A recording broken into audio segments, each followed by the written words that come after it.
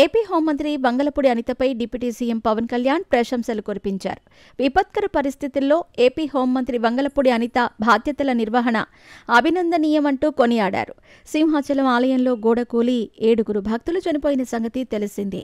ఈ నేపథ్యంలో ప్రమాద సమయంలో బంగళపూడి అనిత బాధ్యత తీసుకుని పనిచేయటం అభినందనీయమంటూ పవన్ కళ్యాణ్ ప్రశంసించారు. విపత్కర పరిస్థితులు నెలకొన్నప్పుడు హోంమంత్రిగా బాధ్యతల నిర్వహణలో బంగళపూడి అనిత చూపుతున్న చొరవ, బాధితులకు బాసటగా నిలుస్తున్న తీరు అభినందనీయమని పవన్ కళ్యాణ్ ట్వీట్ చేశారు. ప్రజా జీవితంలో ఉన్నవారు ఏ సమయంలోనైనా స్పందించడమే కాదు, శోకంలో ఉన్నవారికి సాంత్వన చేకూర్చాలన్న పవన్ కళ్యాణ్ బంగళపూడి అనిత ఆ విధంగానే స్పందిస్తున్నారని అన్నారు.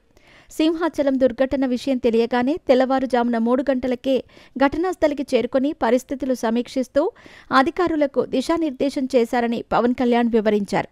ప్రమాదంలో చనిపోయిన వారి కుటుంబాలతోనూ, గాయపడిన వారి సంబంధీకులతో మాట్లాడి ఓదార్చారని అన్నారు.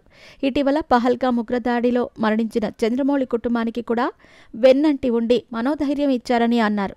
కూటమి ప్రభుత్వం ఏ విధంగా స్పందిస్తుందనే దానికి, బాధితులకు ఎలా భరోసా ఇస్తుందో చెప్పటానికి బంగళపూడి అనిత బాధ్యతల నిర్వహణ ఒక తార్కాణం అంటూ డిప్యూటీ సీఎం పవన్ కళ్యాణ్ అభినందించారు. మరోవైపు గతేడాది నవంబర్లో హోంమంత్రి బంగళపూడి అనితను ఉద్దేశించి పవన్ కళ్యాణ్ చేసిన వ్యాఖ్యలు సంచలనం రేపాయి.